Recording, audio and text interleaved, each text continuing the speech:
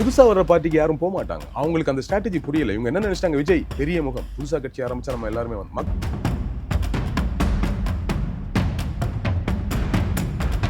கூட்டணிக்கு வாங்க அவ்வளவுதான், வரலையா போங்க அவ்வளவுதான். அதை தாண்டி அவருக்கு ரொம்ப பெரிய முக்கியத்துவம் கொடுக்கணும்னு நீங்க நினைச்சீங்களா? கடைசி நேரம் வரைக்கும் அந்த ஒரு அதை டீலிங் எடுத்துட்டு போனது இல்லை, அவர் வந்தே ஆகணும், அவர் வந்தா நம்ம ஈஸியா ஜெயிச்சிடலாங்கிற ஒரு ஃபீல் அவருக்கே கொடுத்தது இருக்குல்ல.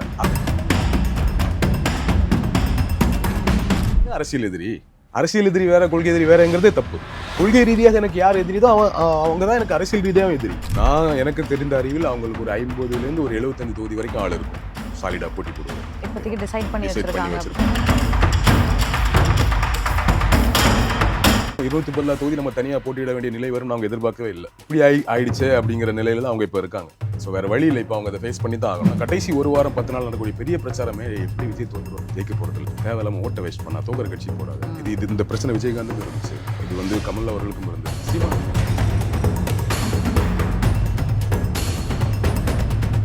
Hi vision. வணக்கம். ஸோ பேக் டு ஸ்டூடியோ ரெண்டு பேரும். இன்னைக்கு இப்போ ஹாட்டான டாபிக் தான் 234 தொகுதி தனித்து போட்டி அப்படின்னு கட்சி தலைவர் கூட சொல்லலை, கட்சியில் இருக்கக்கூடிய தேர்தல் மேலாண்மை பொதுச் செயலாளர், புது போஸ்டிங் வேற. ஸோ 234 தொகுதிங்கிறது ஒரு பெரிய ஒரு லார்ஜ் அமௌண்ட், ஒரு என்டையர் ஸ்டேட் முதல் முறையா ஒரு பெரிய எலெக்ஷன் கூடிய புதிய கட்சி எப்படி சமாளிக்க போறாங்க? இல்ல, அவங்க 234 தொகுதி போட்டியிடணும்னு விருப்பப்பட்டு வரல. இன்னொன்று 234 தொகுதியில் நம்ம தனித்து போட்டியிட வேண்டிய சூழல் வரும்னு அவங்க நினைக்கல. ஸோ அவங்க கட்சி ஆரம்பிக்கும் அவங்களோட எண்ணம் என்னவா இருந்ததுன்னா, விஜய் கட்சி ஆரம்பிக்கிறாரு, ஸோ நம்ம ஆரம்பிச்சா கூட்டணி காட்டம்படிக்கு எல்லாரும் வருவாங்கிறது முதல் எண்ணம். ஸோ அதையும் தாண்டி ரெண்டாவது ஒரு ஸ்ட்ராட்டஜி வச்சாங்க, வந்தீங்கன்னா அதிகாரத்தில் பங்கு, ஆட்சியில் பங்கு அப்படிங்கிற ஒரு ஆஃபரையும் முன் வச்சாங்க. ஸோ அந்த ஆஃபர் சொல்லும்போது இன்னும் நிறைய கட்சிகள் வருவாங்க அப்படின்னு நினைச்சாங்க. பட் இந்த ரெண்டும் நடக்கலாம் கூட, எப்படியும் கடைசியில் ஏதாச்சும் 1-2 கட்சிகள் வந்துடும், ஓபிஎஸ் வந்துருவார், டிடிவி வந்துருவார், ஸோ சம்திங் ஏதோ ஒன்று நடந்துரும்னு எதிர்பார்த்தாங்க. அதுவும் நடக்கல. ஸோ வேற வழி இல்லாமல் தான் அவங்க 234 தொகுதியும் தனிச்சு போட்டியிட வேண்டிய சூழலுக்கு தள்ளப்பட்டிருக்காங்க அப்படிங்கிறது தான் உண்மை. ஃபார் எக்ஸாம்பிள் விஜயகாந்த் இல்ல தள்ளப்பட்டிருக்காங்க அப்படின்னு எடுத்துக்கிறதா, இல்ல அவங்களே தள்ளிக்கிட்டாங்கன்னு எடுத்துக்கிறதா? ரெண்டு விதமாக எடுத்துக்கலாம். இன்னொன்று, முதல்ல ஆரம்ப கட்டத்தில் அவருடன் கூட்டணி சேருவதற்கு தயாராக இருந்த பொழுதும் அவங்க கிட்ட ப்ராப்பராக வெல்கமிங் இல்லை அப்படிங்கிறதும் ஒரு தகவல் இருக்கு. இன்னொன்று, நீங்கள் சிச்சுவேஷனாக யோசிச்சு பாருங்க, ஒரு புதிய பார்ட்டி வரும்போது, இப்போ விஜயகாந்த் கட்சி ஆரம்பிக்கும் போது யாரும் கூட்டணிக்கு போகிறதுக்கு தயாரா இல்லை, அவரும் தனிச்சு தான் 234 தொகுதியில் போட்டு. கமல் கட்சி ஆரம்பிக்கும் போது யாரும் கூட்டணிக்கு போக தயாராக இல்லாத போது கடைசியாக வந்து ஐஜேகேயும் சமத்துவ மக்கள் கட்சி, அங்கே 45 இங்கே 25, சரத்குமார் 2 சீட்டை திருப்பி வர கொடுத்தாரு, 25 முடியாது 23 போதும்லாம் நடக்கும். ஸோ ஏன்னா புதிய பார்ட்டியை நம்பி யாரும் போக மாட்டாங்க. ஒரு எலெக்ஷனில் நின்று அவங்களோட வாக்கு சதவீதம் என்னன்னு ப்ரூவ் பண்ணதுக்கு அப்புறமா தான் ஓகே போகலாமே, நம்பி சம்திங் வாய்ப்பு இருக்குங்கிற மாதிரி அடுத்தடுத்த எலெக்ஷனில் தான் அது நடக்கும். இல்லை அடுத்தடுத்த எலெக்ஷனில் பெரிய பார்ட்டி அவங்கள கூட்டணிக்கு சேர்த்துக்கலாம் அவங்க பெர்சன்டேஜ் வச்சு. இந்த 2ல் 1 தான் நடக்குமே தவிர, very new party in very first எலெக்ஷனில் ஆல்ரெடிங்க இருக்கக்கூடிய மற்ற கட்சிகள் கூட்டணி போய் சேர விரும்ப மாட்டாங்க.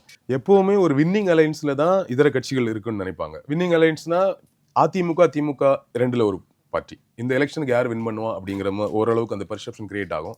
அதுக்கேற்ற மாதிரி அந்த கூட்டணியில் போய் சேருவாங்க மற்ற பார்ட்டிகள். இப்போ இந்த எலெக்ஷனை பொறுத்த வரைக்கும் என்ன உங்களுக்கு சிக்கல்னா, வின்னிங் அலைன்ஸா, எது வின்னிங் அலைன்ஸ் அப்படிங்கிறது இன்னும் உறுதிப்படுத்தப்படலைன்னா கூட அந்த பக்கம் பிஜேபி இருக்குங்கிற ரீசனுக்காக விசிகாவுக்கும் கம்யூனிஸ்ட் பார்ட்டிக்கும் அங்கே போகிறதுக்கான வாய்ப்பு இல்லை. கரெக்டாக போக முடியாது அவங்களால கொள்கை ரீதியாக.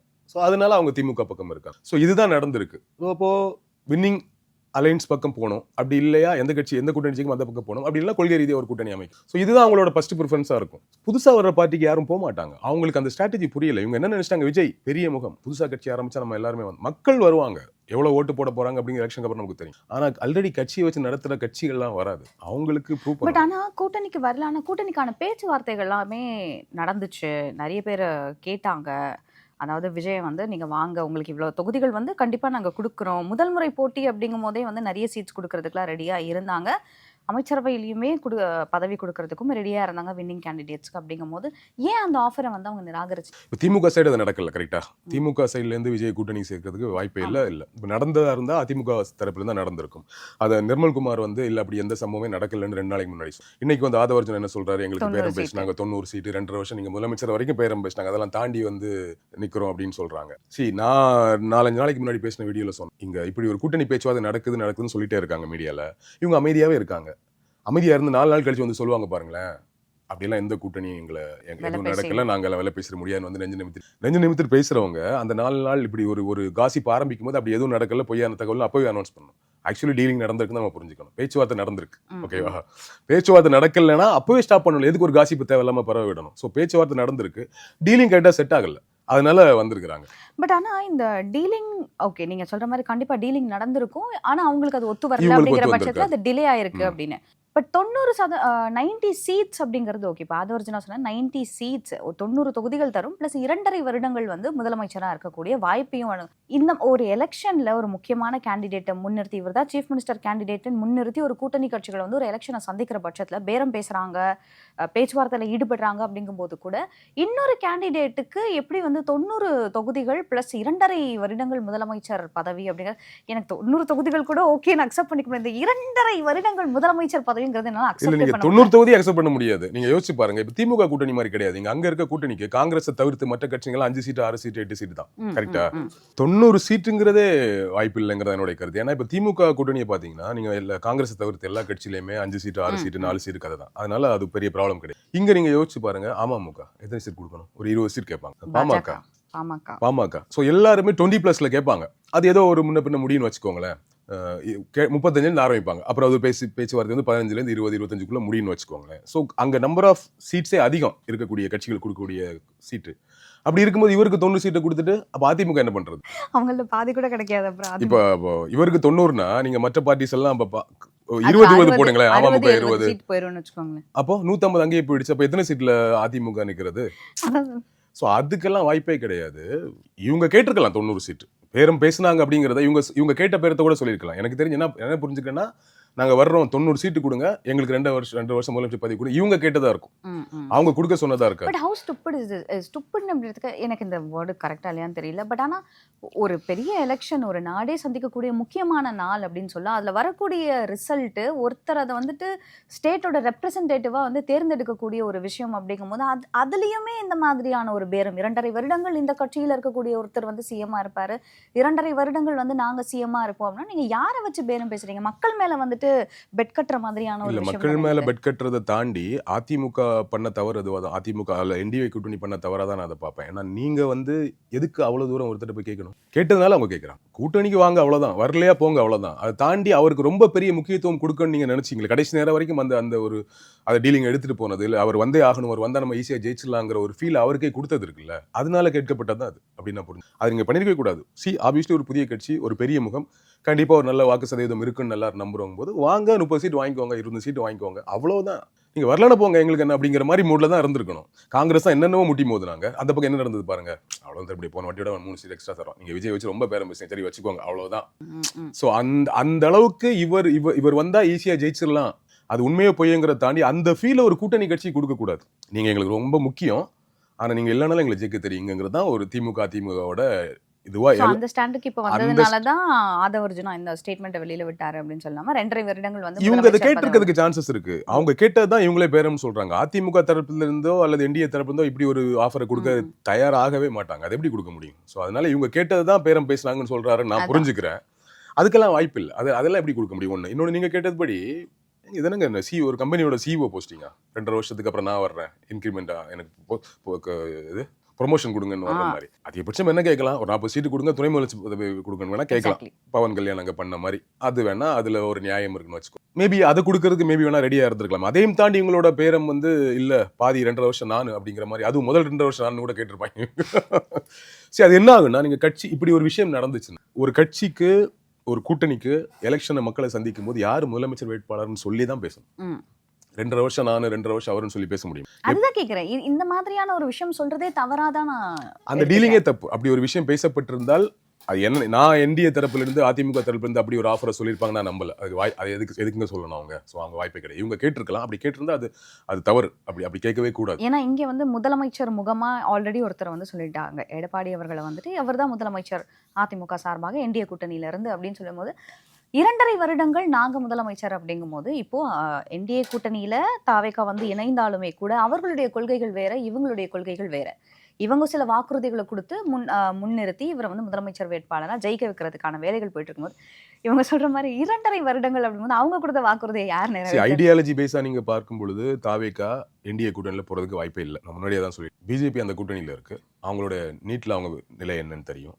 மும்மொழி கொள்கையில் அவங்க நிலைநிறுத்த தெரியும், தேசிய கல்விக் கொள்கை நிலைநிறுத்த, மாநில சுயாட்சி, மாநில உரிமைகளில் அவங்க நிலைநிறுத்த. ஸோ நம்ம ஏடிஎம்கே மேலே வைக்கக்கூடிய விமர்சனம் அதுவாக தான் இருக்குது. இவ்வளோ தூரம் ஒரு எதிர்நிலை இருக்கக்கூடியவங்கள கூட்டணியை வச்சா எப்படி என்ன எதை நீட்டை தடை பண்ணுவோன்னு பிஜேபி கிட்ட அவங்களால சொல்ல வைக்க முடியுமா? நம்ம கேட்குறோம்ல எடப்பாடி அவர்களை பார்த்து. ஸோ அப்படி இருக்கும் பொழுது இவர் கொள்கை எதிரியாக சொன்ன பிஜேபி இருக்கிறத விட எப்படி போய் கூட்டணி சேரும்? முதல்ல அப்படி ஒரு கூட்டணி பேச்சுவார்த்தை நடந்திருந்தாலே தப்பு. இவர் சொல்ற மாதிரி பேரம் நடந்திருந்தா நீங்க கூப்பிட போய் தானே நடந்துச்சு. அவங்களா வந்தாங்களா நீங்களா போனீங்களோ? அதுக்கு ஏன் அப்படி ஒரு ஆப்ஷனுக்கு அப்படி ஒரு வாய்ப்பு எதுக்கு உருவாக்குனீங்க? என்ன நோக்கத்துல உருவாக்குனீங்க? என்டிஏ கூட்டணியில அடிப்படை கொள்கை எதிரி இருக்கக்கூடிய ஒரு கூட்டணியில எப்படி உங்களால பேரம் பேச முடிஞ்சது? அதுவே தப்புன்றேன் நான். முழுக்க முழுக்க எதிர்நிலை இருக்கக்கூடிய பிஜேபி அங்க இருக்கு. எப்படி உங்களால அந்த கூட்டணியில சேரலாமா? அவங்களோட ஒரே நோக்கம் வந்து திமுகவை அடிக்கிறதா மட்டும்தான் இருந்திருக்கும். அதனால மேபி சரி ஓகே. இப்ப நான் கொஞ்சம் முன்னாடி சொன்னேன் பாத்தீங்களா, நீங்க விசிகா மேல விமர்சனம் வைங்க, கம்யூனிஸ்ட் பார்ட்டி மேல விமர்சனம் வைங்க, ஆனாலும் கொள்கை எதிரியாக பிஜேபி இருக்கிறதுனா அந்த பக்கம் போகவே மாட்டோம்னு ஒரு நிலைப்பாடுல ஸ்ட்ராங்கா இருக்காங்கல்ல. அது ரொம்ப முக்கியம். புதிதாக கட்சி ஆரம்பிச்சிருக்கீங்க, கொள்கை எதிரியா பிஜேபி அறிவிச்சிருக்கீங்க, அப்புறம் எப்படி அந்த கூட்டணியிலக்குள்ள நீங்க பேரம் பேசுவீங்க? இப்போ இதுதான் பிகினிங்ல இருந்தே ஒரு கேள்வியா இருந்துச்சு, நீங்க நோட் பண்ணிக்கலாம். ஏன்னா அரசியல் எதிரி வந்து திமுக, கொள்கை எதிரி வந்து பாஜக அப்படின்னு சொல்லும் போது அப்போ உங்களுடைய கொள்கை என்ன அப்படின்னு, தேசியமும் எங்களுடைய கொள்கை, திராவிடமும் எங்களுடைய கொள்கை. இல்ல, தமிழ் தேசியம் திராவிடம் ரெண்டு சொன்னாப்ல. உங்களுக்கு கொள்கை எதிரி தாங்க அரசியல் எதிரி. அரசியல் எதிரி வேற, கொள்கை எதிரி வேறங்கிறதே தப்பு. கொள்கை ரீதியாக எனக்கு யார் எதிரிதோ அவங்க தான் எனக்கு அரசியல் ரீதியாக எதிரி. கரெக்டா? அதுவே தப்பு தான். நீங்க கொள்கை ரீதியா அவர் எதிரி, அரசியல் ரீதியா இவர் எதிரினா என்னது அது? இப்ப திமுக அதிமுக ரெண்டு பேருக்குமே கொள்கை ஒண்ணு. ஸோ அவங்க ரெண்டு பேரும் எப்பவுமே அரசியல் எதிரி தான், கொள்கை எதிரிகள் கிடையாது. கரெக்டா? ரெண்டு பேருமே அவங்க அரசியல் எதிரி தான். களத்தில் இருக்கக்கூடிய அங்காளி பங்காளி சண்டை மாதிரி தான் அவங்களுடைய சண்டை என்பது. பட் பிஜேபியோட கொள்கை என்பது வேறு இல்லையா? கொள்கை ரீதியாக அவங்க எதிர்நிலையில் இருக்கிறாங்க அப்படிங்கிறதுனால திமுக அந்த ஸ்ட்ராட்டஜி கையில் எடுக்கிறாங்க. நீங்களும் கொள்கை எதிரியா தான் அவங்களை அறிவிச்சுன்னா உங்களுக்கு அரசியல் எதிரி அவங்க தான்.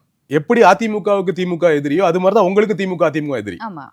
அவ்வளவுதான். ஓகேவா? ஸோ கொள்கை எதிரி தான் உங்களுக்கு. அரசியல் எதிரினா அது எப்படி திமுக மட்டும் அரசியல் சொல்லுவீங்க? அரசியல் அப்ப அதிமுக அரசியல் எதிரி தானே உங்களுக்கு. பட் ஆனா அது எடுக்கிறதுக்கு அவங்க ரெடியா இல்ல. கொள்கை என்னன்னா ஆரம்பத்திலிருந்தே அவங்களுடைய எண்ணம் தனித்து போட்டியிடணும் இல்ல. நம்ம முன்னாடி பேசுன மாதிரி ஒன்று நம்ம கிட்ட நிறைய பேர் கூட்டணி வந்தா கூட்டணியா போட்டியிடலாம், அப்படி இல்லைன்னா அதிமுக கூட்டணியில போயிடலாங்கிறது அவங்க எண்ணமா இருந்துச்சு. ஸோ அதனாலதான் அவங்க அதிமுக விமர்சனம் பண்ணவே தயங்கிட்டு இருந்தாங்க. ஒரு கட்டத்தில் பிஜேபி உள்ளதுக்கு அப்புறம் இனிமே கூட்டணி இல்ல, அந்த கூட்டணி நம்ம போக முடியாது அப்படிங்கிறது வந்ததுக்கு அப்புறமா தான் அதிமுக விமர்சனம் பண்ணவே ஆரம்பிச்சார். பட் அதையும் தாண்டி இப்போ அவருக்கு இருக்கக்கூடிய இமேஜ் குறைஞ்சிட்டே வர்றது, பர்சனல் இஷ்யூஸ் எல்லாமே சேர்த்து தனியா போட்டியிட்டா நம்ம நிலைமை அதோ கதி தான் புரிஞ்சதுக்கு அப்புறமா தான் அந்த கூட்டணிக்குள்ள ஒரு பேரம் பேசியிருப்பாங்க. அதுவும் இவ்வளவு தூரம் பேசியிருப்போம். 2.5 வருஷம் முதலமைச்சர் கதையெல்லாம் பேசினால இப்போ அதுவும் முடிஞ்சதுன்னு தான் நம்ம பார்க்குறோம். ஓகே. இப்போ யூஸ்வலாக வந்துட்டு இப்போ தொகுதி பங்கீடாக இருக்கட்டும், இல்லை எலெக்ஷனில் வந்துட்டு இந்த கட்சி இவங்களோட கூட்டணி வைக்கிறோம், இல்லை நாங்கள் தனித்து போட்டியிட அப்படின்னா அந்த கட்சியோட தலைவர் தான் அறிவிப்பார். முதல்ல ஒரு குழு ஃபார்ம் பண்ணி அந்த குழுவில் எல்லாருடைய ஆலோசனையில் ஈடுபட்டு எல்லாருடைய பதில் என்ன, அவங்க என்ன ஒப்பீனியன்ஸ் தராங்க, சஜஷன்ஸ் தராங்க, இது எல்லாத்தையும் கன்சிடர் பண்ணி தான் வந்துட்டு நம்ம ஒரு அறிவிப்பையே வெளியிடும். And we are very close to election. அப்படி இருக்கும்போது தாவேகா சார்பா இப்போ வரைக்கும் ஆதவர்ஜுனா பேசுறாரு, நிர்மல்குமார் பேசுறாரு தவிர்த்து கட்சியின் தலைவரான விஜய் ஏன் எதுவுமே பேச மாட்டார்? விஜய் பேச மாட்டார்.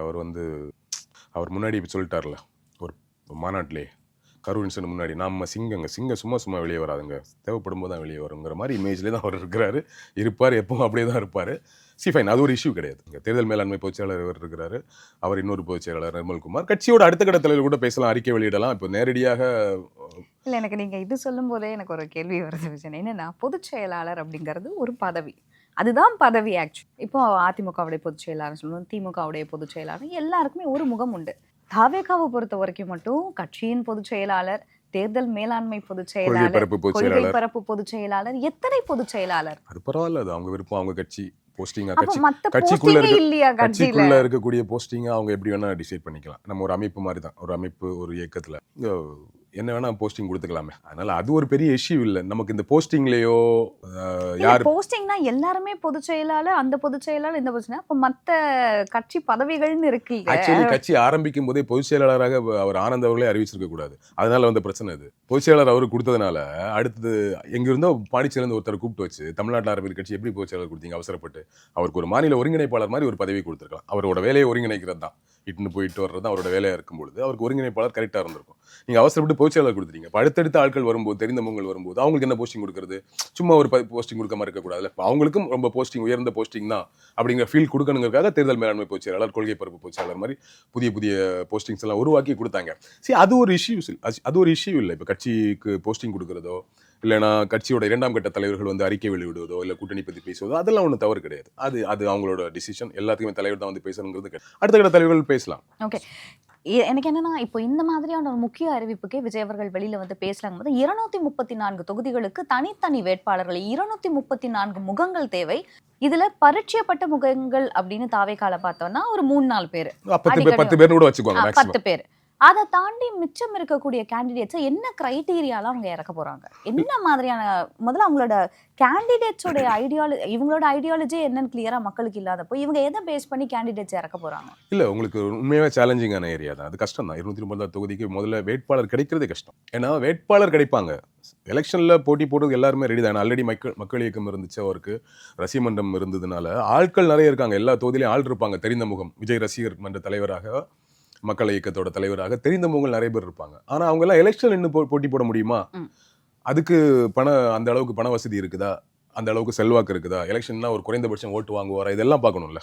எல்லாம் பார்த்து தான் சீட்டு கொடுக்க முடியும். அப்படிங்கும்போது அந்த மாதிரியான கேண்டிடேட்ஸ் கிடைக்க ரொம்ப கஷ்டம். அது முதல்ல ஆள் கிடைக்கிறதே கஷ்டம். ரெண்டாவது, நீங்க முகங்கள் ஒரு புதிய கட்சிக்கு எல்லாமே தெரிந்த முகங்களா இருக்க வேண்டிய அவசியம் இல்லை. இப்போ கமல் கட்சி ஆரம்பிக்கும் போது ஒரு 10 முகம் இருந்தது, நிறைய IAS ஆஃபீஸர்ஸ் IPS ஆஃபீஸர்ஸ் வந்தாங்க, டாக்டர், அந்த மாதிரி தெரிந்த முகங்கள் கொஞ்சம் வந்துச்சு. இங்க அந்த அளவு கூட தெரிந்த முகங்கள் இல்லை. இங்க வந்து விஜயோட கட்சி வந்து ஒரு நம்ம மீடியாவுக்கு அதிக முக்கியத்துவம் கொடுத்ததுனால அங்க பேசினவங்கலாம் தெரிஞ்ச முகமா மாறினாங்க. மற்றபடி ஆல்ரெடி அவங்க ஒரு பெரிய ஒரு ஒரு ஒரு ஒரு படித்த இமேஜோ இல்லைன்னா ஒரு ஒரு களம் சார்ந்து செயல்பாட்டர்களான ஒரு ஆக்டிவிஸ்ட் இமேஜோ அந்த மாதிரி இமேஜ்ல இங்க யாருமே பெருசா வரல இல்லையா. ஸோ எப்படியோ தெரிந்த முகமா ஒரு 10 பேர் வந்துட்டாங்க. அந்த 10 பேரை தாண்டி வேட்பாளர் செலக்ட் பண்ண உண்மையா ரொம்ப கஷ்டம். 236 ஆளே கிடைக்கவே கஷ்டம். இது வந்து எப்படி எக்ஸ்பிளைன் பண்ணது தெரியல. ஆனா இந்த தாட் வந்து ரேண்டமா எனக்கு வந்துச்சு. யூஸ்வலாக வந்து ஒரு கேண்டிடேட் செலக்ட் பண்ணும்போது என்ன க்ரைட்டீரியாவில் செலக்ட் பண்ணுவாங்க அப்படிங்கும் போது என்னோட சீனியர், இங்கே இருக்கக்கூடிய ஒரு சீனியர் அந்த மாதிரி எந்த க்ரைட்டீரியாவுமே கிடையாது. இப்போ நீண்ட கால தமிழ்நாடு அரசியலில் வந்துட்டு இப்படி இருக்கணும் அப்படி இருக்கணும், எந்த க்ரைட்டீரியா, பணம் செலவு பண்ண முடியுமா, அதான் ஒன்லி க்ரைட்டீரியா அப்படின்னு. எனக்கு வந்து ரொம்ப ரொம்ப கியூரியாசிட்டியாக வந்துட்டு ஏன் அந்த மாதிரி எந்த ஒரு விஷயத்தையுமே வந்து கேண்டிடேட் செலெக்ஷனில் இப்போ வரைக்கும் இந்த மினிமம் குவாலிஃபிகேஷன் இருக்கணும் அப்படிங்கறது ஏன் நம்ம ஃபிக்ஸ் பண்ணவே இல்லை? இல்ல அது தேவையில்லை உங்களுக்கு. அது உங்களுக்கு குவாலிஃபிகேஷன், எஜுகேஷன் குவாலிஃபிகேஷன்லாம் அரசியலுக்கு அப்படி ரூல்ஸ் இல்லை, அப்படி ஒரு சட்டம் கிடையாது. அதுதான், அந்த மாதிரி எதுவுமே இல்ல. இல்ல அப்படி சொல்லிட முடியாது. படிச்சவன் மோசமானவர் இருந்தா போவோம் ஐயோன்னு போவான்னு ஒரு கோட் இருக்குங்க. அதனால படித்தவர்கள் மட்டும் அரசியலுக்கு தோதானவங்கிறது கிடையாது. அதுவே அந்த ஐடியாலஜி தப்பு, அப்படி நினைக்கிறது தப்பு. ஏன்னா எத்தனையோ படிக்காதவர்கள் களத்துல வேலை செஞ்சு சமூக அக்கறையோட இருக்கு. இல்ல நான் என்ன சொல்றேன்னா, இவ்வளவு வருடங்கள் அது ஓகே, பிகினிங் ஆஃப் இதுல வந்துட்டு அப்போ இருந்தக்கூடிய அரசியல் நிலவரம் வந்து வேற. அப்போ படிக்கிறது அப்படிங்கறதே ஒரு பெரிய விஷயமா இருந்தது. ஆனா இப்போ இருக்கக்கூடிய இந்த நிலைமையில வந்து இப்போ அந்த பர்சன்ஸ் எல்லாம் கம்பேர் பண்ணா அவங்க எக்ஸ்பீரியன்ஸ் இல்ல. இன்னொன்னு வந்து இப்போ எலெக்ஷன் நீங்க எந்த கட்சியுமே படிக்காதவங்க எல்லாம் இல்ல கேண்டிடேட்டா. ஆமா கிடையாது, எல்லாமே படிச்சவங்க. பட் ஆனா என்னன்னா இப்போ இருக்கக்கூடிய இவங்க என்ன சொன்னாங்கன்னா, படிப்பு அப்படிங்கறது ஒரு குவாலிஃபிகேஷன் இல்ல, ஆனா பணம் செலவு பண்ண முடியும் அப்படிங்கறது ஒரு இம்பார்ட்டன்ட் கிரைட்டீரியா. அது ஒரு ரொம்ப இம்பார்ட்டன்ட் கிரைட்டீரியா தான். அது மட்டுமே கிரைட்டீரியா இல்லைங்கிறது தான். அவர் சொன்னது பாதி உண்மைதான். பாதி 50% அவருக்கு பணம் செலவு பண்ணக்கூடிய சூழலில் இருக்கிறாரா அப்படிங்கிறத கண்டிப்பா பார்ப்பாங்க. எலெக்ஷன் செலவு பண்ணணுமே. இன்னைக்கு நான் ஒருத்தர் பேசிட்டு 40 லட்ச ரூபா சொல்லியிருக்காங்க விஷன். இந்த 40 லட்ச ரூபா வச்சு என்னங்க பண்ண முடியும்? பெட்ரோல் செலவுக்கே பத்தாதுன்றாரு அவர், ஒரு பொலிட்டீஷியன் பேசிட்டு. தேர்தல் ஆணையம் அறிவிச்சிருக்க தொகை 40 லட்ச ரூபா ஒரு எலெக்ஷனுக்காக ஒரு கட்சி வேட்பாளர் செலவு பண்ணலாம். அதுல உங்க இஷ்டத்துக்கு கூட பில் கொடுக்க முடியாது, ஃபிக்ஸ் பண்ணுவாங்க. காஃபிக்கு, டீக்கு, சாப்பாடுக்கு, மட்டன் பிரியாணி எல்லாத்துக்குமே ஃபிக்ஸ் பண்ணுவாங்க இல்லையா. ஸோ அப்படி இருக்கும்போது 40 லட்ச ரூபாய் நீங்கள் என்ன செலவு பண்ணிட முடியும் சொல்லுங்க? 40 லட்ச ரூபாயில் மொத்த செலவு பண்ணி ஒரு எலெக்ஷனை ஃபேஸ் பண்ண முடியுமா? முடியாது. அது போக இங்கே காசு கொடுக்குற கல்ச்சர் வேற இருக்கு. நீங்கள் காசு கொடுக்குறதெல்லாம் விட்டுருங்க. காசு கொடுக்குறது ஒரு பெரிய விஷயமே கிடையாது, விட்டுருங்க. அதை தாண்டி எலெக்ஷன் செலவே பயங்கரமாக ஆகிடும். அப்போ கண்டிப்பாக காசு வேணும் ஒன்று. பட் அது மட்டுமே கிரைட்டீரியா இல்லை. அந்த தொகுதியில் அவர் எவ்வளோ செல்வாக்கான நபர் அப்படிங்கிறது ஒரு முக்கியமான கிரைட்டீரியா. மூன்றாவது சாதி ஒரு முக்கியமான கிரைட்டீரியா. இந்த மாதிரி சில பல கிரைட்டீரியாஸ் இருக்கு. சாதியை பற்றி பேசும்பொழுதும் அதுவும் முக்கியமான கிரைட்டீரியா தான் இருக்கணும். ஏன்னா ஒரு தொகுதியில் எந்த மக்கள் அதிகமாக இருக்காங்களோ அவங்களோட ஒருத்தர் தான் ரெப்ரஸன்டேட்டிவாக வரணும். நம்ம இங்கே சாதி பார்த்து சீட்டு கொடுக்குறத தப்புன்னு பேசிட்டு இருக்கணும், அப்படி கிடையாது. அது தப்பான பிரச்சாரம். அது இந்த தொகுதியில் ஒரு தொகுதியில் ஃபார் எக்ஸாம்பிள் அங்கே நாடாஸ் அதிகமாக இருக்காங்க, எந்த தொகுதி மக்கள் எந்த சமூகத்தை சேர்ந்த மக்கள் அதிக பிரச்சனை இருக்காங்களோ அதில் ஒருத்தர் தான் கேண்டிடேட் ஆக்கணும். அவருக்கு அதில் ஒருத்தர் தான் சீட்டு கொடுக்கணும். பட் இது நம்ம சாதியை நம்மளே வந்துட்டு ரொம்ப ஃபோர்ஸபிளா பரப்புற எதுக்கு தனி தொகுதி வச்சிருக்கிறோம் இல்லையா? எதுக்கு தனி தொகுதி? 45 தனி தொகுதி இருக்குன்னா அதுமே ஒரு கேள்வியா இருக்கு. தனி தொகுதியில இவங்க மட்டும் தான் நிக்கணும், அப்படியே அவங்க பொது தொகுதியில வந்து அந்த மாதிரி கேண்டிடேட்ஸ் நிக்க கூடாதா அப்படிங்கிற ஒரு கேள்வி. அவங்க பொது தொகுதியில வந்து நிக்கலாம். இவங்க கட்சிக்காரங்க சீட்டு கொடுக்கணுங்கிறது தான். அது ஏன்னா கொடுக்க மாட்டேங்கிறாங்கிறது, ஏன் கொடுக்க மாட்டாங்கிறதுக்கு பல ரீசன்ஸ் இருக்கு. ஒன்று, ஒரு பொது தொகுதியில ஒரு தலித் வந்து போட்டியிடும் பொழுது கட்சிக்காரர்களை இங்க இருக்க சாதிய மனநிலை கொண்ட இடைநிலை சாதி இருக்கக்கூடிய கட்சிக்காரர்களை தாண்டி கட்சிக்காரர்கள் வேலை செய்வாங்களாங்கிறது ஒன்று. இன்னொன்று, மக்கள் ஓட்டு போடுவாங்கிறது ஒன்று. சாதி இங்க ரொம்ப ஊறி போய் அதெல்லாம் அவ்வளவு சீக்கிரம் ஒழிக்கவும் முடியாது, ப்ராசஸ் தான். ஸோ அது ஒரு முக்கியமான ரீசன். நம்ம சும்மா வெறுமனே நீங்க கொடுத்து பாருங்களேன், ஒரு தலித்துக்கு பொது தொகுதியில ஆல்ரெடி கொடுத்துருக்காங்க, நிறைய தொகுதியில 2 கட்சியும் கொடுத்துருக்காங்க, கொடுத்துட்டு தான் இருக்கிறாங்க. சுத்தமா கொடுக்காம இல்லை, கொடுத்துட்டு தான் இருக்கிறாங்க. ஆனா அதை ஏன் கொடுக்கல ஒரு சிக்கல் இருக்குன்னா இப்படி ஒரு சிக்கல் இருக்கு. கட்சிக்காரன் வேலை செய்ய மாட்டான். ஒரு கட்சிக்காரன் தீவிரமா கட்சியில் வேலை செஞ்சுட்டு இருக்கவன் ஒரு தலித் அவர்களுக்கு பொது தொகுதியில கொடுத்தா இவனுக்கு நான் வேலை செய்யணுமான்னு யோசிக்கிற சாதி வரி ஊறி போற ஆட்கள் இருக்காங்க. ஒண்ணு. இன்னொன்று, ஒரு தொகுதியில எந்த சாதியினர் அதிகமா இருக்கிறாங்களோ அந்த சமூகத்திலிருந்து ஒருத்தர் தான் டிபார்ட்மெண்ட்ங்கிறது தான் பேசிக். அதுவும் கைண்ட் ஆஃப் ரிசர்வேஷன் தான். அதை நம்ம புரிஞ்சுக்கணும். ஸோ அந்த கிரைட்டீரியாவும் பார்ப்பாங்க. ஃபார் எக்ஸாம்பிள் இங்கே எங்கள் தொகுதி எடுத்துக்கோங்க. கன்னியாகுமரி மாவட்டத்தில் இருக்கக்கூடிய தொகுதி நாடாஸ் அதிகமாக இருக்குது. ஆனால் அதுக்கடுத்த ஃபிஷர்மேன் அதிகமாக இருக்கக்கூடிய தொகுதி. அப்போ 6 தொகுதி இருக்குது. 6 தொகுதியிலே நாடாஸ் கொடுத்துட்டு இருந்தீங்கன்னு என்ன அர்த்தம்? நீ 2 தொகுதியாக ஃபிஷர்மேன் கொடுங்கிறது ஒரு கோரிக்கை தான் இல்லையா? ஸோ அந்த கோரிக்கைகள் எப்போவாது அந்த சீட்டு கிடைக்குது. ஆனால் மெஜாரிட்டி வந்து உங்களுக்கு வந்து நாடாஸ்க்கு தான் கொடுப்பாங்க. அது சரியும் கூட. பட் தொடர்ச்சியாக நாடாஸே கொடுத்துட்டு இருக்கீங்க, எங்களுக்கு கொடுங்கிறது கோரிக்கை இப்போ எழுந்துட்டு இப்போ ஒரு 15-20 வருஷமா அதை கேட்டுட்டு இருக்காங்க. அவ்வப்போது தான் நடக்குது. ஏன்னா அந்த விருப்ப மனுக்கள் வந்து கொடுக்கும் போதே வந்து மனுக்கள் அதை வந்து இந்த ஃபில் பண்ணி கொடுங்கன்னு சொன்னதே விற்பனை என்னமோ நல்லா தான் இருக்கு. தாவேக்காக்கு நிறைய பேர் வந்து ஃபார்ம் வாங்கிட்டு ரிட்டர்ன் வரல அப்படிங்கும்போது இந்த ஃபார்ம் வாங்கிட்டு போய் என்ன பண்ணிருப்பாங்க அப்படின்னு வாட்ஸ்அப்ல ஸ்டேட்டஸ் போட்டு வாங்கிட்டு போயிருப்பாங்க நிறைய பேர். ரசீர் மனையில் இருக்கிறவங்க தானே, நம்மளும் வாங்கிப்போம். ஃபேஸ்புக்ல எல்லாம் எழுதுனாங்க, நான் வாங்கிட்டேன்லாம் எழுதுனாங்க, வாட்ஸ்அப்ல ஸ்டேட்டஸ் வச்சதெல்லாம் பார்த்தோம். அதை தாண்டி ஒரு 10,000 ரூபாய் டிடி எடுத்து தான் அனுப்பணும் நீங்க திருப்பி பண்ணும்போது. ஸோ அந்த பிரச்சனை எல்லாம் இருக்கு. கஷ்டம் தான், ரொம்ப கஷ்டம். இப்போ 234 தொகுதிக்கு வேட்பாளர் செலக்ட் பண்றது இல்லை. 234 தொகுதி வேட்பாளர் தேர்வு நடத்தணும். எனக்கு தெரிந்து ஒரு 234 தொகுதியில ஒரு 50 தொகுதி வரைக்கும் அவங்களுக்கு வேட்பாளர் இப்போதைக்கு இருப்பாங்க. ஓகே. ஏன்னா திமுக ஆல்ரெடி அதை ஆரம்பிச்சிட்டாங்க. நேர்காணல்லாம் வந்து போய்கிட்டு இருக்கு கேண்டிடேட்ஸோட இதை. பட் ஆனால் டிவிக்கே வந்து இப்போ வரைக்கும் ஒரு ஒரு 60 பேருக்கு நேர்காணல் பண்ணியிருக்காங்க ஆல்ரெடி. ஒரு 60 மெம்பர்ஸ்க்கு ஒரு 60 பேர் பண்ணியிருக்காங்க. நான் எனக்கு தெரிந்த அறிவில் அவங்களுக்கு ஒரு 50லேருந்து ஒரு 75 தொகுதி வரைக்கும் ஆள் இருக்கும் சாலிடா போட்டி போடுவதற்கு. இப்போதைக்கு டிசைட் பண்ணி வச்சிருப்பாங்க. ஏன்னா ஆல்ரெடி அவங்க இப்போ கட்சி ஆரம்பிச்ச 2 வருஷமா இந்த தொகுதியில நம்ம தான் வேட்பாளர்னு சொல்லி ஆல்ரெடி அவங்களுக்கு தகவல் சொல்லப்பட்டு வேலை செஞ்சுட்டு இருக்காங்க. ஸோ அந்த மாதிரி கொஞ்சம் வேட்பாளர் இருக்காங்க. அது ஒரு 50லேருந்து 75 வரைக்கும் தான் இருக்கும். ஸோ மீதி ஒரு 150 தொகுதி இருக்கு கிட்டத்தட்ட. அந்த 150 தொகுதியும் கொஞ்சம் திணறுவாங்க. ஏன்னா ஆல்ரெடி நம்ம சொன்ன மாதிரி அந்த 2 பெரிய கட்சிகள் வந்து அவங்களுடைய பிரச்சாரத்தை எப்பயோ ஸ்டார்ட் பண்ணிட்டாங்க. பிரச்சாரத்தை ஸ்டார்ட் பண்ணது இல்லாமல் அங்க இருக்கக்கூடிய அந்த பெரிய கேண்டிடேட்ஸ் எல்லாரையுமே விஐபி கேண்டிடேட்ஸாக இருக்கட்டும் 2 கட்சிகள்லையுமே வந்துட்டு அந்தந்த ஏரியாவில் அவங்க தான் அப்படிங்கிற மாதிரி ஆல்ரெடி தெரிஞ்ச. இப்போ இப்போ 70 தொகுதிகளுக்கு வந்து ஆட்களை வந்து எடுத்து வச்சிருக்காங்கன்னா இன்னும் கொஞ்சம் தொகுதிகள் இருக்கு. இதை எடுத்து அவங்க போய் மக்கள் மத்தியில பிரச்சாரம் பண்ணி அவங்களுக்கு வந்து இந்த வாக்கு அப்படிங்கிறது வந்து எப்படி இது வந்து சாத்தியம் அப்படின்னு நினைக்கிறேன். இல்லை தனியாக இப்போ நான் தான் சொன்னேன், அவங்க சாத்தியம்னு அவங்க நினைக்கல. அவங்களுக்கு வேற வழி இல்லாமல் அந்த நிலைக்கு தள்ளப்பட்டிருக்காங்க. அவங்களே அந்த நிலைக்கு போயிட்டாங்க. மற்றபடி அவங்க இப்படி ஒரு நிலை வரும் 214 தொகுதி நம்ம தனியாக போட்டியிட வேண்டிய நிலை வரும் அவங்க எதிர்பார்க்கவே இல்லை. இப்படி ஆயிடுச்சே அப்படிங்கிற நிலையில தான் அவங்க இப்போ இருக்காங்க. ஸோ வேற வழி இல்லை. இப்போ அவங்க அதை ஃபேஸ் பண்ணி தான் ஆகணும். ஓகேவா? வந்தாச்சு, கூட்டணிக்கு யாரும் வரல, நம்மளை கூட்டணியும் சேர்த்துக்கல. ஏன்னா நம்ம வைத்த கோரிக்கைகள் நம்ம கேட்ட விஷயங்கள் அப்படி. அதனால அதுவும் நடக்கல, 2ம் நடக்கல. ஒரு கட்சி கூட கூட்டணி இல்லை. ஒரே ஒரு முஸ்லீம் கட்சி இருந்தது, அதுவும் ஆதரவு வாபஸ் வாங்கிட்டு போயிட்டாங்க. இன்னும் ஏதோ ஒரு சிறிய கட்சி அது மாதிரி இருக்குன்னு சொல்றாங்க. எனக்கு எக்ஸாக்டா டீடைல் தெரியல. என்ன 2 சீட் 3 சீட் போட்டியிடுற அளவுக்கு தான் இருப்பாங்கன்னு நினைக்கிறேன். ஸோ இப்போ 230 தொகுதியிலும் கிட்டத்தட்ட தனித்தே போட்டியிட வேண்டும் என்றால் அந்த நிலைக்கு வந்து விட்டோம். என்ன பண்றது? இனிமேல் தான் ஆள் தேடணும். அண்ட் இன்னொரு விஷயம் கேட்கணும்னு நினைச்சேன். தாவேக்காக்கு வந்துட்டு இந்த முதல் முறை வாக்காளர்கள் இந்த ஃபர்ஸ்ட் டைம் ஓட்டர்ஸோட சப்போர்ட் வந்து பயங்கரமாக இருக்குது அப்படின்னு சொல்கிறாங்க. But at the same time அது திராவிட கட்சிகளுக்குமே அங்கேயும் இங்கேயுமே வந்து பிரிஞ்சிருக்கு. But majority of the votes it's for TVK அப்படிங்கிற மாதிரியான ஒரு இதில் இருக்காங்க.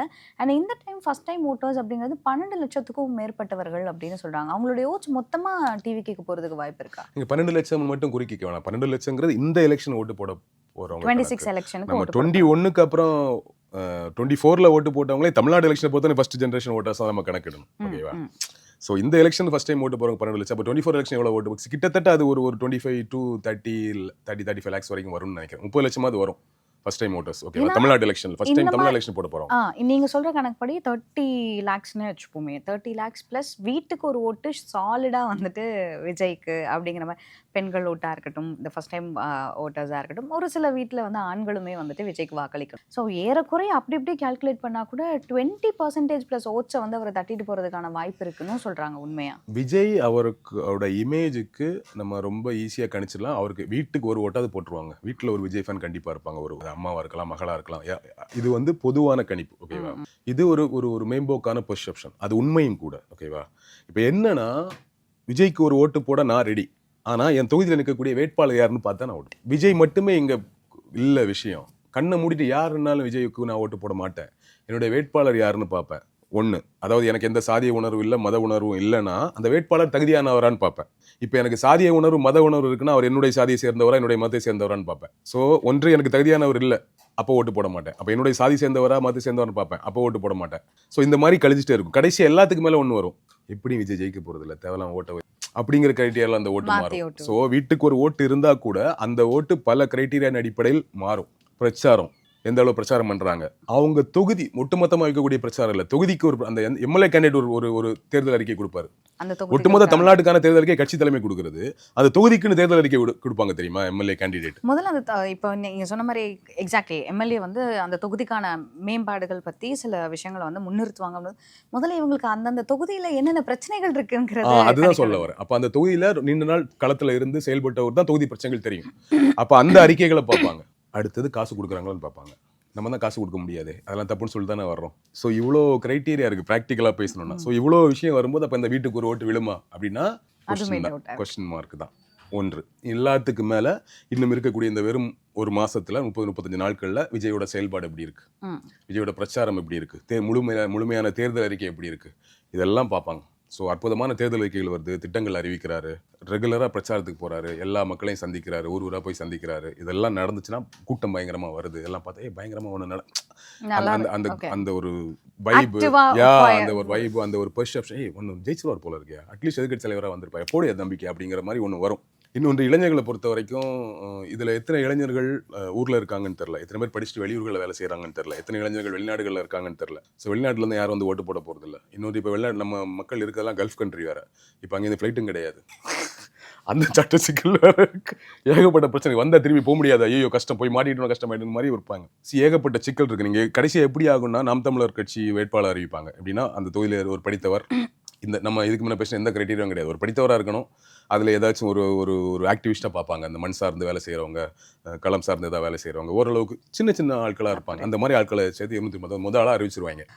ஒரே டைம்ல அறிவிப்பாங்க. ஆமாம், ஒரே டைமில் அறிவிப்பாங்க. ஒன்றுப்பா 2 கட்டமாக அறிவிப்பாங்க, இல்லை நம்ம ஒரே கட்டமாக அறிவிப்பாங்க. ஸோ இந்த மாதிரி வந்து கையில் கிடைத்த வேட்பாளர்லாம் அறிவிப்பாங்க. அது மாதிரி கையில் கிடைத்தவங்க தான் வேட்பாளர் அறிவிக்க வேண்டியது இருக்கும். அப்போ வேட்பாளரை பார்த்துட்டே ஓட்டு குறைஞ்சிடும். ரொம்ப முக்கியம் இல்லை வேட்பாளர். ஸோ இப்போ 234 தொகுதிகளுக்கும் அந்த வேட்பாளர் அறிவிப்பு வெளியில வந்தாலே வந்துட்டு தாவேக்கா தெரியாத வேட்பாளர்கள், பெரிய அறிமுகம் இல்லாத வேட்பாளர், ரொம்ப சின்ன பசங்களா இருந்தாலும் ஓட்டு போட மாட்டாங்க.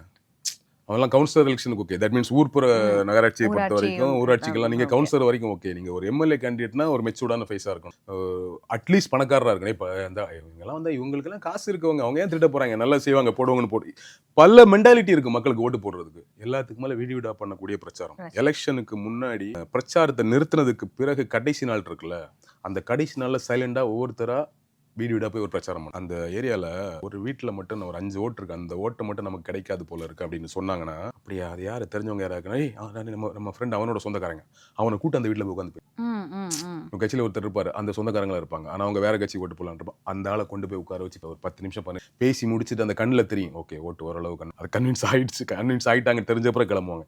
இதெல்லாம் நூதன பிரச்சாரங்கள்.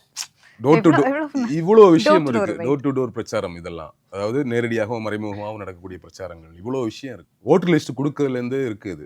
ஓட்டர் லிஸ்ட் கொடுக்க ஆள் வருவாங்கல்ல, ஓட்டர் லிஸ்ட் ஒவ்வொரு கட்சியிலேருந்து வருவாங்க ஓட்டர் லிஸ்ட் கொடுக்கறதுக்கு. எல்லா கட்சியும் வாங்க ஓட்டு போட்டுங்க எங்களுக்கு சொல்லுவாங்க. எலெக்ஷனுக்கு முன்னாடி என்ன ஏது பையங்க இருக்கான் வரா நான் ஓட்டு போடுறதுக்கு, அந்த அந்த அந்த விசாரிப்பு, அந்த செயல்பாடுல தான் ஓட்டு. புரியுதா? அந்த எலெக்ஷன் பூத்துக்குள்ள நம்ம என்ட்ரி ஆகும்போது அப்படி நிற்பாங்க 10 பேர் அப்படிவாங்க. இவ்வளோ விஷயத்துக்கு ஆள் வேணும். இவ்வளோ விஷயம் நடந்தாதான் ஓட்டு விழும். இப்ப மனதுக்குள்ள இருக்கக்கூடிய விஜய்க்கு வீட்டுக்கு ஒரு ஓட்டு இருக்குல்ல, இந்த ஓட்டு நான் சொன்ன இவ்வளவு விஷயம் நடந்தாதான் போய் பொத்தான போய் அழுத்தும். அதுக்கு இவ்வளவு ப்ராசஸ் இருக்கு. யாருக்கும் ஓட்டு போல நினைச்சிட்டு வரக்கூடிய ஒரு அம்மா பூத் வாசல் நிற்கக்கூடிய சொந்தக்கார பையனை பார்த்ததும் அத்தை நம்ம பிள்ளை சொல்லிட்டான்னு போய் ஓட்ட போட்டுருவாங்க. நீங்க சும்மா கிடையாது எலெக்ஷன்ங்கிறது. அதான் எக்ஸாக்ட்லி அந்த பட்டன் அழுத்துற அந்த லாஸ்ட் நொடியில கூட மாறிடும். பெரிய பிரச்சாரம் என்ன நடக்கும்னா, கடைசி ஒரு வாரம் 10 நாள் நடக்கக்கூடிய பெரிய பிரச்சாரமே எப்படி விஜய் தோத்துருவா, ஜெயிக்க போறது இல்லை, தேவையில்லாம ஓட்ட வேஸ்ட் பண்ணா, தோக்கிற கட்சி போடாது. இது இந்த பிரச்சனை விஜயகாந்துக்கும் இருந்துச்சு, இது வந்து கமல் அவர்களுக்கும் இருந்தது, சீமான் அவர்களுக்கு இன்னும் இருக்கு, அது விஜய்க்கும் இருக்கும். அதுதான் கடைசி வாரம் வந்து கடைசி பிரம்மாஸ்திரம் மாதிரி எல்லாருமே கையில் எடுக்கக்கூடிய, தேவையில்லாம ஓட்ட வேஸ்ட் பண்ணாது. இதுல இன்னொரு விஷயம் பண்ணுவாங்க, அந்த நம்ம வந்து ஓட் போட்டு போறதுக்கு முன்னாடி வந்து நீங்க சொன்ன மாதிரி யாரோ ஒருத்தர் தெரிஞ்சவங்க இல்லை அந்த கட்சியை சேர்ந்தவங்க தான் இந்த ரோட்டு முனையிலேயே முன்னாடி வந்து அந்த பேலட் பாக்ஸ்ல போட போறீங்களா, அதுல வரிசம் 2வதுலயே இருக்கும் பேரு, 3வதுலயே இருக்கும்னு சொல்லிட்டு அது ஒரு முக்கியமான ஒரு கிரைட்டீரியா. ஏன்னா மோஸ்டா அந்த முதல் 2 இடத்துல வந்துட்டு டிஎம்கே ஏடிஎம்கே இல்ல அதுல கூட்டணி கட்சிகள். இப்ப தாவேக்காக்கெல்லாம் வரிசையில எத்தனாவது இடம் கொடுப்பாங்க அப்படிங்கிற மாதிரி. வரிசை எத்தனாவது இடம் வந்தாலும் பிரச்சனை இல்லை, அதை சொல்றதுக்கு ஆள் வேணுங்கிறது தான். ஓகேவா? அதை சொல்றதுக்கு ஆள் வேணும். விஜய்க்கு எவ்வளவு ரசிகர்கள் இருந்தா கூட இந்த வேலை இறங்கி செய்ய மாட்டாங்க, அதை கட்சிக்காரன் தான் செய்யும். நீங்க வாலண்டியரா வருவாங்க, 2 நாள் வருவான், 3 நாள் வருவான் ஓட்டு கேட்கறது, அவனுக்கு வேலை விட்டு வர மாட்டான், இல்ல அவனுக்கு ஒரு காசு கொடுக்கணும். நீங்க கட்சியில எலெக்ஷன் நேர செலவுங்கிறது வெறுமனே ஓட்டு கொடுக்குற காசை மட்டும் பேசிட்டு இருக்காங்க, அது இல்ல. பின்னாடி செலவாகக்கூடிய டெய்லி வந்து பிரச்சாரத்துக்கு கூட வரக்கூடிய பசங்களுக்கு சாப்பாடு, காலைல டீ காஃபி, சாப்பாடு, இரவானால் பாட்டில், இதெல்லாம் இருக்கு. தேவைக்கேற்ப செய்யணும். இப்போ நமக்கு ஒருத்தர் வேலை செய்கிறார், நம்ம ஒரு கல்யாண வீட்டில் ஒருத்தர் வந்து 10 பேர் வேலை செய்யணும், நம்ம அவங்களை எப்படிலாம் கவனிக்கிறோம்? சாப்பாடு கொடுக்கணும், சரக்கு வாங்கி கொடுக்கணும், காசு கொடுக்கணும், இதெல்லாம் இருக்குல்ல. இது பேசிக் நீடு தானே. அவர் சும்மா நமக்கு என்ன சேவை பண்ண வரான் அவன்? அவன் இதுக்கு சும்மா வரணும்? வரமாட்டான். சேவையெல்லாம் கிடையாது. சும்மாலாம் வரமாட்டான் அவன். நீங்க எம்எல்ஏ ஆயிட்டு சேவை பண்ணிக்கோங்க. உங்களுக்கு வேலை செய்யறதுக்கு வரவனுக்கு காசு கொடுத்தா தான் வருவான். அதுக்கு செலவு பண்றதுக்கு திராணி வேணும் அந்த வேட்பாளருக்கு. வேட்பாளர் நேரடியாக எல்லாரும் கூட கிடைக்கல. வேட்பாளர் சுற்றி பல பேர் இருப்பான். ஒவ்வொரு கட்சியிலையும் இருக்கக்கூடிய ஒரு ஏரியாவுக்கு ஒரு பையன் வேலை செய்வான்ல. இப்போ நான் கட்சிக்காக எலெக்ஷன் டைமில் வேலை செய்யும்போது எங்கிட்ட காசு தருவாங்க. நான் 5 பசங்க 10 பசங்க கூட வேலை செஞ்சுட்டு இருப்பேன். அப்போ அந்த பசங்களுக்கு நான் சாப்பாடு வாங்கி கொடுக்கணும்ல. கண்டிப்பா. ஸோ இது பேசிக் தானே. இது கூட இல்லாமல் எத்தனை நாள் வருவான்? 3 நாள் வருவான். ஐயோ எதுன்னு சாப்பாடு 3 நாள் கூட வர மாட்டாங்க. ஒரு நாள் 2 நாள் பார்ப்பாங்க, அப்புறம் போயிடுவான்ல. அப்போ அவன் எப்படி கடைசி நேரம் வந்து உட்காந்துட்டு 4வது சீட்டில் வந்து 4வது வரிசையில் எங்கே 4வது அங்கே இருக்குன்னு எப்படி சொல்லுவான்? ஸோ இதெல்லாம் நடைமுறை சிக்கல்கள். இது வந்து புதுசும் கிடையாது. இது எல்லா கட்சிக்குமே புதுசாக ஆரம்பிக்கக்கூடிய எல்லா கட்சிக்குமே இருக்கக்கூடிய சிக்கல் தான். இந்த கட்டமைப்பு உருவாங்கிறது இட்ஸ் அ ப்ராசஸ். மெதுவாக தான் நடக்கும். முதல் வருஷம் நடந்துடாது. அதை நம்ம புரிஞ்சுக்கிறோம். இந்த சிக்கல்லாம் இவங்களுக்கு இருக்கு, இவங்க இதை எப்படி ஃபேஸ் பண்ண போறாங்க அப்படிங்கிறத பொறுத்து வாக்கு சதவீதம் 25, 30, 45, 2400 என்பது தெரிய வரும். ஓகே. ஸோ நீங்கள் சொன்ன மாதிரி அந்த வேட்பாளருடைய பட்டியல் வெளியில் வரட்டும். முதல்ல 234 வேட்பாளர்களுக்கும் கண்டுபிடிக்கட்டும் ஃபர்ஸ்ட் இவங்க. அதுக்கப்புறமா அதை பட்டியலை பார்த்துட்டு நீங்கள் சொன்ன மாதிரி எந்தெந்த தொகுதிகளில் வின் பண்ணுறதுக்கு வாய்ப்பு அப்படிங்கிறது மறுபடியும் ஒரு முறை நம்ம உட்காந்து பேசலாம். Thank you so much. நன்றி.